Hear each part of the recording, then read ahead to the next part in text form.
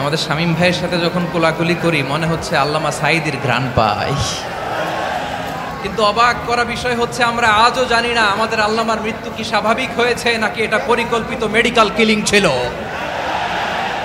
এই রিপোর্ট গণমানুষের কাছে প্রচার করে জানাতে হবে।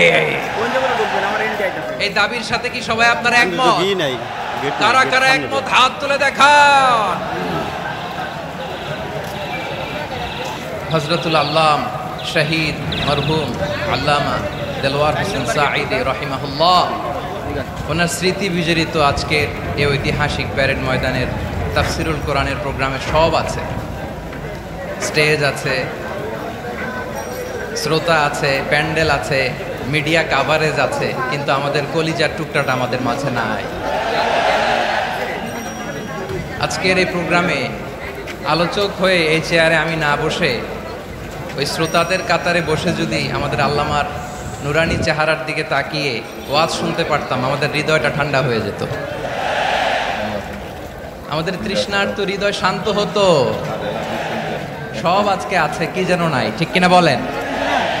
আল্লাহ তাআলা প্রতি 100 বছরে একজন মুজাদ্দিদ পাঠান, প্রতি 100 বছরে একজন মুজাদ্দিদ, যিনি সমাজকে সংস্কার করেন। আল্লামা দেলওয়ার হোসেন সাঈদী রাহিমাহুল্লাহ ছিলেন তেমন একজন মুজাদ্দিদ। চিৎকার করে বলেন ঠিক কিনা?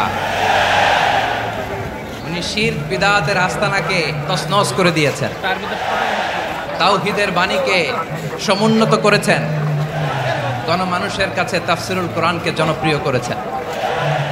আজীবন আজীবন তিনি ইসলামকে বিজয়ী শক্তি হিসেবে দেখার স্বপ্ন দেখতেন। এত প্রাঞ্জল ভাষা, এত চমৎকার আধুনিক প্রেজেন্টেশন, গণমানুষের কাছে কোরআনের তাফসিরকে এভাবে জনপ্রিয় করে তোলার মতো ব্যক্তিত্ব আল্লামা সাঈদী ছাড়া দ্বিতীয় কেউ এই বাংলার ভূখণ্ডে না। এই যে তাফসিরুল কোরআন, এই যে টার্মিনোলজি, এই টার্মটাই উনি আসলে জনপ্রিয় করেছেন। আমরা আগে জানতাম না যে এভাবে তাফসির করা যায়, এভাবে scientific indications of the Holi কোরআনকে মানুষের কাছে পেশ করা যায়, এভাবে এত জীবন ঘনিষ্ঠ করে, এত ইন্টারেক্টিভ করে কোরআনের কথাগুলো মানুষের কাছে উপস্থাপন করা যায়। উনি অন্যায়ের বিরুদ্ধে সবসময় সোচ্চার ছিলেন, প্রতিবাদী কণ্ঠস্বর ছিলেন। ওনার আলোচনা শুনলে দেহের রক্ত টকবক করে ফুটতে থাকতো।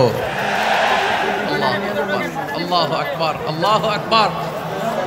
He was a strong mouthpiece of Islamic revivalism. Islamic জাগরণের স্ট্রং মাউথপিস ছিলেন আল্লামা সাঈদী রাহিমাহুল্লাহ। অনেক দোয়া পেয়েছেন, আমরা পড়েছি, এমন জীবন তুমি করিবে গঠন, মরণে হাসিবে তুমি, কাঁদিবে ভুব। গোটা বিশ্বকে তিনি কাঁদিয়েছেন। আল্লামা যখন ইন্তেকাল করলেন, আমি তখন মালয়েশিয়া থেকে যুক্তরাষ্ট্রে একটা কনফারেন্সে যোগ দিতে যাচ্ছি, কাতার এয়ারলাইন্সে। মালয়েশিয়া থেকে দোহাতে নামলাম। দোহায় যখন আমার ট্রানজিট, তখন শুনতে পেলাম যে আল্লামা বিদায় নিয়েছেন। সোশ্যাল মিডিয়ায় শুনে বিশ্বাস করতে পারলাম না। মুহূর্তের মধ্যেই মাসুদ সাঈদী ভাইকে মেসেজ করলাম, উনি কোনো উত্তর দিতে পারলেন না। মাসুদ ভাইয়ের সাথে যখন কোলাকুলি করি, আমাদের শামীম ভাইয়ের সাথে যখন কোলাকুলি করি, মনে হচ্ছে আল্লামা সাঈদীর ঘ্রাণ পাই। শরীরটা লিটারালি কাঁপছিল, নিজেকে মানাতে পারছিলাম না, বিশ্বাস করতে পারছিলাম যে আসলে আল্লামা বিদায় নিয়েছেন। ইন দ্য মিন টাইম আমার সেকেন্ড ফ্লাইট দোহা টু নিউ ইয়র্ক, 12 ঘন্টার ফ্লাইটে উঠলাম, ইন্টারনেট থেকে বিচ্ছিন্ন হলাম। নামার পরে শুনলাম আল্লাহু আকবার, যেখানে ওনাকে কবরস্থ করার কথা ছিল সেখানেও কবর দিতে দেয়া হয় না। ছবিগুলো দেখতে লাগলাম, দেশের খবর, হাসি মাখা মুখ, হাসি মাখা নিথর দেহটা, মরণে হাসিবে তুমি, কাঁদিবে। From east to west, from north to south, the entire globe, গোটা বিশ্ব ওনার জন্য কেঁদেছে, গোটা বিশ্ব কেঁদেছে। কাবার গিলাফ ধরে ধরে মানুষ চিৎকার করেছে। এর চেয়ে শ্রেষ্ঠ মৃত্যুকার হতে পারে? আমাদের আল্লামার আর কি পাওয়ার ছিল বলেন? আর কি পাওয়ার ছিল? কুল্লু নাফসিন যায়িকাতুল মাউত, যারাই দুনিয়াতে আসবে তারা ইন্তেকাল করবে, এটা আমরা মেনে নেই, এটা আমরা জানি। কিন্তু অবাক করা বিষয় হচ্ছে আমরা আজও জানি না আমাদের আল্লামার মৃত্যু কি স্বাভাবিক হয়েছে নাকি এটা পরিকল্পিত মেডিকেল কিলিং ছিল। এটা যে পরিকল্পিত মেডিকেল কিলিং ছিল, এটা ধারণা করার পেছনে অনেক কারণ আছে। তিনি আধিপত্যবাদের বিরুদ্ধে সোচ্চার ছিলেন, ফ্যাসিবাদের বিরুদ্ধে সোচ্চার ছিলেন, রাজনৈতিক প্রতিহিংসার শিকার ছিলেন।